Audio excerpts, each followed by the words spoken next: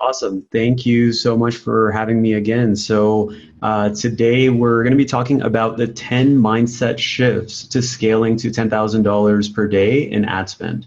And if you're spending less than 1,000 a day, if you're spending even a few $100s a day, I want you to stay and listen to this just so you can see in terms of from a more of a mindset standpoint. And I'm just going to reduce that there. And I want to show you more from a mindset standpoint on how to approach this. And then if you are spending 1,000 a day or you've been stuck at 2,000, 3,000 a day, we have clients now who are spending 20,000 per day. It doesn't matter what the spend is, it depends on what your actual goals and objectives are in your business. This is more on how to expand your thinking and how to change on how you look at actual Facebook advertising. So my name is Nehal Kazim. I run adpros.com. We manage over $1 million a month in spend for approximately 5-6 clients. Most of our clients spend over 100,000 a month. We work directly with direct-to-consumer companies, primarily subscription companies, and we also have a couple other ones outside of that. And we love growing companies. So we grow companies for a living. And our mindset is, how do we break records on records, and how do we keep breaking records, and how do we keep growing and pushing the limits? And what I'm going to share with you today is basically how to do that no matter at what scale. If you're spending 100 and want to get to 1,000, this is going to be relevant. If you're spending 1,000 a day and want to get to 10, this is going to be relevant. And so the goal here is, how do you change your thinking in order to get everyone on the same page and scale? So my assumptions are you're ready to scale mentally, like you actually want to do it, you're obsessed about it, you're reading, you're figuring it out, you've committed, like that's one thing. Then you are ready to scale financially, so you have the ability to spend more money. If you're spending 100 a day, you have the ability to get access to 1,000 a day in whatever means necessary. You're ready operationally, so if you have physical products, you have the ability to actually serve that demand, or you are pre-selling, and that's the communication in the messaging, so you don't have crazy refunds or problems from a payment processor standpoint. And then you want to scale, you're committed to scale. And so that sounds obvious, or it might sound pretty simple, but it's very critical that that is the case. Otherwise, there's going to be disconnects. So I'm going to go rapid fire. We're kind of short on time, but that's okay. So what I want to do is I want to challenge you on, if you've already thought about it, that anything I'm going to be sharing through this presentation, that's one thing. You might have heard of this for the very first time. The question is, are you doing it? So whether you've heard this or not, the question is, are you doing this in your advertising right now? When we listen to podcasts, when we listen to trainings, go to stuff like this, just because we heard it doesn't mean we're actually doing it. So I want to challenge you on that. And then if you want, you can obviously give this to other people on the team. Once everyone is talking the same, once everyone's thinking the same, once everyone's acting the same, it makes a massive difference in terms of performance. And so that's what I just talked about here. So the number one thing is defining the goal. So these are the questions that we look at when it comes to defining what is it that we want. And I would take a screenshot of this. You can come back to this in the replay, but I'm going to give you some examples of this. So the questions are, what is scale to us, basically? So, if you're generating or you're spending $100 a day, making $200, you want to get to $500 a day, or you want to get to 1,000 a day. What is scale to you right now? Or you're in your head, you're like, I want to be generating $1 million a month. For a lot of our clients, that's their goal. We're committed to $1 million a month in revenue, and they have specific profitability numbers and ad to spend ratios, etc. But there's a goal, right? So you have to decide what is scale to you. But usually what people do is that's the only goal that they have, and then they don't look at what are the milestones in order to get there. So for example, if you want to generate $100,000 a month in revenue and you're at 25, your next milestone might be 50, then 75, then 100. And the issue is that most people don't set that, and they're just thinking, I am failing at my goal because I'm not there yet. So milestones are critical. I'm going to give you examples of all of these. And then why do you want that? So what happens if you're hitting 100,000 a month in revenue or $1 million a month in revenue? What happens? Then what would it look like from a team standpoint? What who's actually managing it? What would it feel like? And this is more so on, like, again, the mindset side or the performance side, which is, what do you want to feel when you are hitting this goal, and what would you be able to do once you get there? So here's an example, right? So we want to go from 100,000 a month to 500,000 a month in 12 months, so in a year. Then what are the milestones? So from 100,000, your next milestone might be 200, or here I put 250, 375, 500. And why do you want to do that? Well, if we're able to hit that number, we get economies of scale where our profitability goes through the roof. Right now, from an acquisition or purchase order standpoint, there might be a handful of reasons where you're not able to do that. You move manufacturing, whatever the case is. What would the team look like internally, or agencies, whatever? You have that there. And then what would it feel like? It's the freedom to focus on more traffic sources or more products or acquisitions, or the actual fulfillment part of the business, whatever the next evolution is. And what would you be able to do once you get there, right? And so you can go into part of that as well. So that's number one. If you're plateauing, this is very, very important, especially if you're Facebook heavy or ad heavy, and your ad revenue is going like this, or it's even trending up and down, whatever the case is. You have to look at your past 3 months and look at what is your objective trend right now. Because what happens is, when you look at day-to-day revenue, or when you look at, just metrics haphazardly, what happens is you don't actually know objectively what's the truth. And what we've seen is that sometimes you feel you're doing very good, sometimes you feel you're doing worse, but that's not congruent to reality. So we've been on both sides when we think we're failing, but actually the business is growing, and vice versa. And so last 3 months is what I would look at and see, what is our trend? Are we uptrend, downtrend, or are we plateauing? And you can adjust your decisions based off of that by defining your goal.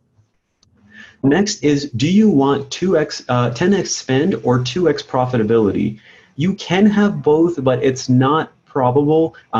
We prefer to choose one, okay? So they're usually conflicting goals. And the mindset is, do you want to sacrifice profitability, or do you want to optimize for profitability? If you're optimizing for profitability and you want to spend 10x in revenue or 10x in ad spend, it becomes a challenge, because with usually when you're scaling with or relatively aggressively, you're going to see turbulence. And if you think that it's going to be a straight line, 2x profit or same profitability or more profitability while you're spending and increasing your spend, it's just not probable. It can happen, but it's not normal.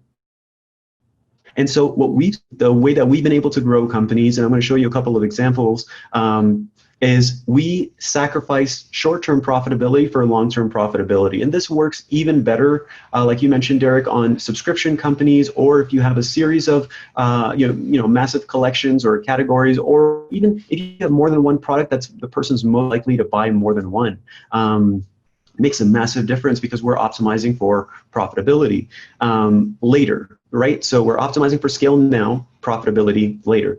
And our benchmarks become a lot more aggressive. Okay, so what we care about is, we're not trying to be super profitable. We're trying to hit specific benchmarks and keep increasing spend, As long as we're hitting our metrics, we want to keep pushing. And this is really important, because if you are trying to have very profitable campaigns and keep spending, you're not going to see that same breakthrough. And I'll show you what the impact of that is.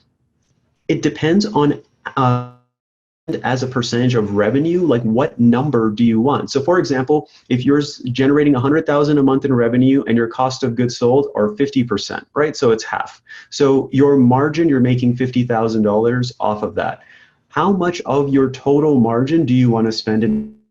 For some people, it's they want to spend a small percentage. For other people, it's a large. For other people, it's over the amount of revenue. We want to go into mass acquisition mode. Doesn't matter what it costs, as low as we can get it, but we care more about scale. So you just have to decide on what that is. For some of our clients, it was as high as 70% of revenue. For other businesses, and if you read books like Blitzscaling, that's not really blitzscaling, like that's not aggressive, crazy scaling. They're doing anywhere between 200, 500, 1,000% of revenue, because they're looking at their ad spend to create all that momentum for them. So just something to consider. And then during this period of time, if you are 10xing your spend and that's your commitment, expect gross margins, net margins to be much lower, especially on front end, depending on how you've set up your business. So I'll give you an example. This is one of our clients that came in on May 2019, and they came in about 35,000 in revenue. Next month it was 41. Next month it's 91. Next month is 100. And see that revenue is added. The next months look like. So you guys, the truth is all of that.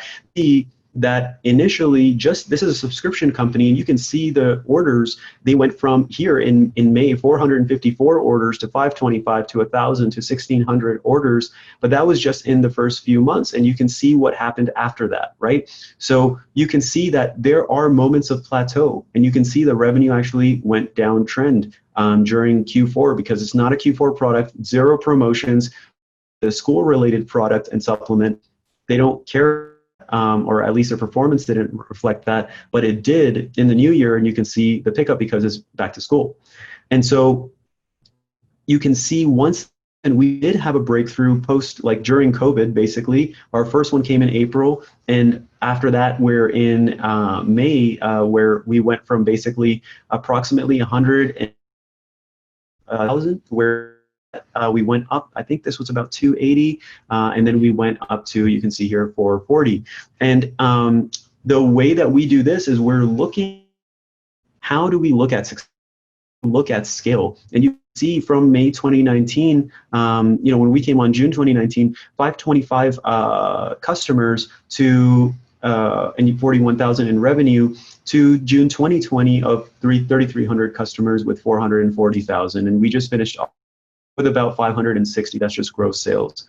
But my point of showing this is because we want to be able to know what is the truth. We want to be able to know how to pace. And this is such a chart for us. And I would take a screenshot of this or come back to this in the replay, which is how are we actually doing on the pace of our goals for this month? And so if you do want a 10x spend, you have to know profitability-wise how you're doing. We have a separate sheet or separate illustration for that. But the goal here is, how do we actually know if we're on track? Because you can see, some days almost hit 20,000, but we had other days that were 7,000, 8,000, and like where are we? And you can see here, our goal was $500,000 for this month. I think this was for May. And then that means we need $16,000 per day in revenue, but actual at the point of the screenshot was $299. We're doing about 14,000, and you can see the gap was $1,800 per day is how much we were underselling at that moment. And so if that's the case, then we need to be ready to optimize that, and make those adjustments. And that happens because we made this decision. Okay, and then that decision leads to a lot of other decisions. So I just want to make sure that the first thing is we're talking about defining the goal. Then do you want 10x spend or do you want 2x profitability? Okay, after that, do you want a profitable front end or do you want a profitable back end? And this is a tricky question for some people because it's like, well, I want profit. I don't care where it comes. But the reality is profit doesn't work like that.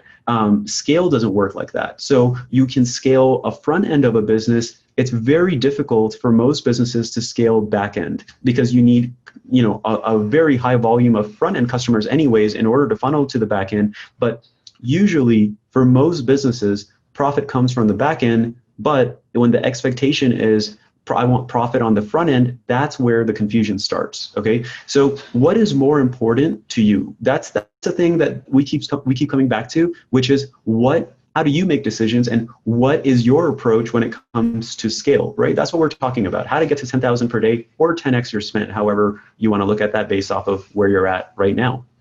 And Jay Abraham has something that he calls the geometric growth, illustration, if you will. And the way he looks at it is, how do I increase the number of customers? How do I increase the average order value? How much they pay me on average when they do a transaction with me? And how do I increase the lifetime value? And so if you have one product and they don't buy ever again, that is a tricky business for Facebook advertising because the future of Facebook ads or future of advertising is just not the most profitable business you can set up. If you have a supplement that gets consumed over over and have one product, great. That was the same example that we had, basically one product until recently, and they were up to 180,000 a month. We have a client, we're spending 600,000 a month right now, where they have basically one product. It can, but it's not as common when you do have a full ecosystem on your backend. So if you're having challenges right now, what is the focus when it comes to the scale? Is it, do I want a profitable front end or profitable back end? And when you're looking at scale, you have to make that decision on, if it's a front end thing, then I need to get more customers and I need to increase my average order value so I could be as profitable as I can today, just so I can cover my expenses or whatever level of success you put yourself. And then all my money comes from product launches. We just had a Labor Day sale for one of our clients. They made $82,000 in margin just yesterday. And usually they make $10,000 per day in margin, but they were able to do that because of all the momentum of the actual awareness, the clicks, the leads that are coming in, the customers that also come through different referral channels after. Just because we have that momentum, whenever they do a promotion, that's where even more profit comes in for them. So, you know, the focus here is basically, if you want to grow your business geometrically, it has to be more holistically, and I'm going to show you how coming up here. But how are you actually getting more customers, getting them to spend more per transaction? That's the average order value, and how to increase how frequently that they buy from you in your business. Okay, so those seem relatively simple. Again, are you doing it? And that's my challenge, right? Because we might know some of this stuff, but are you actually doing it? And I would go slide by slide, or point by point, in terms of do we want, as a team, do we want a profitable front end or a profitable back end?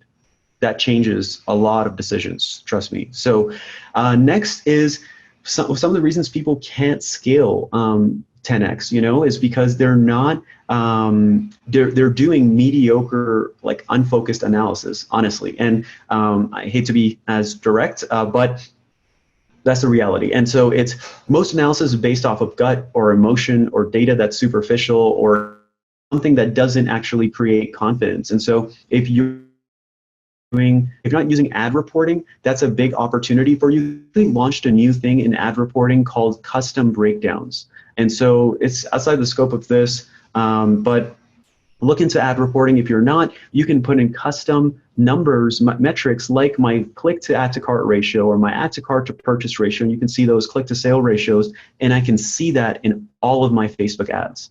That is ability that most people look at in their business. And so the opposite of using just gut and intuition is important, but it's not objective, right? And so how do you get objective data and then use gut and intuition further? So we look at different sections in the ad reporting. You can see all this complicated stuff. If you're not a numbers person, this is super boring for you, but you can see all the different data. So the numbers person on the team could do that and then bring to you what's actually important. And if you are the numbers person, look at the type of analysis that we're doing, and highly recommend that you set up ad reporting and do custom metrics on your end. Okay, and all of this comes down to a decision-making framework on how do you make decisions. And so I know we're a bit short on time, so I'm going to go through a little bit faster here. You have to rush. You can take your time. Okay, cool. So let me show you this. So when it comes to like Facebook advertising, you'll see that there are a lot of different elements when it comes to Facebook advertising. And when we have a method called the ad scorecard. So we look at 7 different areas in our business. But then when it comes to what you do in your Facebook advertising, there are only a handful of decisions. And so we look at those decisions as really 3 core decisions, okay? They are scaling spend, decreasing spend, or pausing spend. You could consider another one, which is just maintaining it, but those are the 3 decisions. And this is the question right now. People who are spending $100 a day, $1,000 a day, $5,000 a day, most of them cannot answer this question. And it sounds so simple, but it's a bit more complex than it might seem. So if things are working, what are your metrics in order to scale spend? Okay, And most people don't have the answer to that. They say, well, if my ROAS is above this, I'll scale. And that's fine. But what also happens is that there's secondary metrics in your business, or there's actual profitability metrics in your business. That's something you have to consider. So we've created core 5 metrics in our business and core 5 metrics for the creative side. So we have the ability to scale, or understand those numbers in order to scale. This is the scaling part is easy, right? So it's like, if I'm spending $1 and making 2, that's what everyone always says. Like, if I just spend $1 and make 2, I'll scale to the moon. I've been in that situation many times, and people do not scale to the moon. So that's like the easy part, relatively. But what happens? How do you actually decrease spend? And that's when things normally get silent, and most people don't have an answer for that. So what are the numbers that we need in order to know, what, things aren't working, we have to pull back? And this happens with Facebook ads a lot. This is happening right now. There's delivery issues going on, and you can see it on the Facebook ads like status page. Delivery is a problem. Some of our clients' conversion rates dropped big time yesterday, 50% ROAS drop yesterday, and it's been doing incredibly well. We're having record days since the beginning of the month. We were doing 17,000 per day. September, at the time of this recording, we're doing 25,000 per day in revenue, and something happened. So that's going to happen all the time, and we have to be ready to pull back. And so to you guys, if you're doing advertising and you're committed to scaling, you have to be able to set ego to the side and pull back, reassess, regroup, adjust, and then scale again. And so the question is, what is your percentage, or what's your metric in order to decrease spend? And then lastly, the question that no one really wants to answer is, like, at what point do we pause ad spend? And the answer for most businesses is like never. They'll only decrease it significantly, and that's okay. But I think that's important to understand, of like, what's worst case scenario. So the 3 questions to ask here are, how do you decide to scale spend? How do you decide to decrease spend? And how do you decide to pause spend? And depending on how active, depending on how big your company is, if you have a media buyer, marketing person, owner, and investor, depending on how active the investor is as well, those 3 people usually have different answers for all of these 3 questions. And what happens is, especially if something like yesterday happened, right? 50% drop in profitability, our business profitability went down, sales went down by 5,000 yesterday. And so how do we act from that? And so if all those 3 people have different answers, that's a problem, and it usually leads to a lot of frustration. So number 6, overreacting and over-optimization. And this is going to happen a lot in Q4. This is something you have to be ready for. So most media buyers make decisions on 1 day of data, maybe 2 or 3, right? But it's usually on 1 day. And especially when you're analyzing, it's like, why was this still left on, or any of that stuff? There's complications around that. Making decisions little data, or just a little bit of spend, is complicated, and it's hard to differentiate. Is something going on the Facebook ad platform? Is it me? Am I making a bad decision, or does the campaign suck right now and I need to change my creative? I need to change my optimization.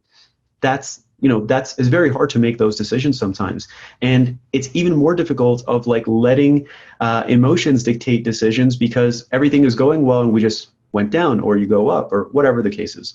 And then there's pressures, right? Of we have to break records, like so we get that. So the important thing is, overreacting and over-optimization, that happens all the time, and you have to figure out when to let things run, when to give Facebook's algorithm a time and let it optimize. And we do our best on 1, 3, and 7 days periods, max 14 days if we really want to see and give other ad sets a chance if things are going bad, etc. But usually it's a smaller window, because things do change so frequently. And part of the things changing so frequently, people fall in love with their audiences, people fall in love with their ad sets. I see it frequently, and it's normal. I get it. It was working, Nehal, now it's not working. What do I do? The answer is find more working audiences. It's as soon as you get attached to a audience, game over. So we see this all the time, and it's more so on like, well, it was working, it's not now, what do I do? And the answer is launch more. And so people don't launch because it's the complacency, there's like a fear around it. Well, what if I lose even more money? It's like, well, if you keep spending the way you are, you're going to lose more money anyways, and you're not doing anything to control that result. And that usually comes from not searching for interest or not creating lookalike audiences or using benchmarks effectively. And so what happens is for a lot of what we're doing, we have a handful of setup, like account setup types. We use those. And the main things that we're actually optimizing are audiences and the next thing, which is creatives.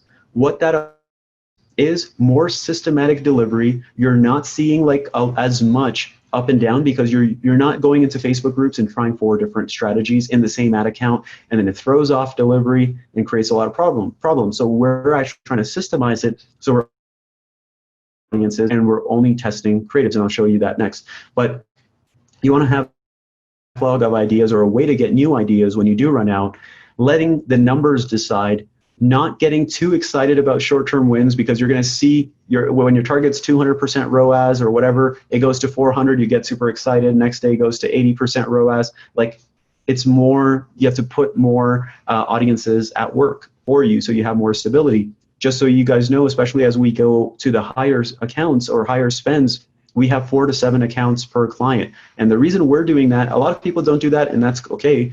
Everyone has their own thing. We want to see stability. It goes down, something happens, the other accounts are delivering just fine. So that's our way of mitigating that. And then just having the mindset of actively looking for new audiences and testing new audiences and seeing how other people are testing audiences, just having that curiosity. But when you run out of the audiences and you are testing that, the next step is creative, and it's just not launching more creatives. And it's the same mindset, unfortunately, which is it was working before, I don't want to break it. And so we just changed the color on the background. We launched it again. We've been doing that for the last 3 months. Don't know what to do next. And so we actually created a whole productized service around this. So we do done for you creatives. But what happens is that there's a fear of breaking what's working all the time. And most people focus on marginal improvement. So let me change the headline. Let me change the background color. And that's as far as their testing goes. We believe in marginal testing where that's important, because when it's working, keep doing that until it's not. But when it's working, keep making the marginal adjustments. But then what are the radical adjustments and tests that you have to run? Because if you do the same thing over and over again, you're going to only see small marginal improvements. But sometimes you have to throw something out completely random in order to get your radical changes one way or another. I rather have my marginal changes or small changes going in conjunction with like the more bigger radical, weirder tests, just to see, did that work? Did that hit? Is there a messaging that hit? Or is there a template structure or creative structure that did work?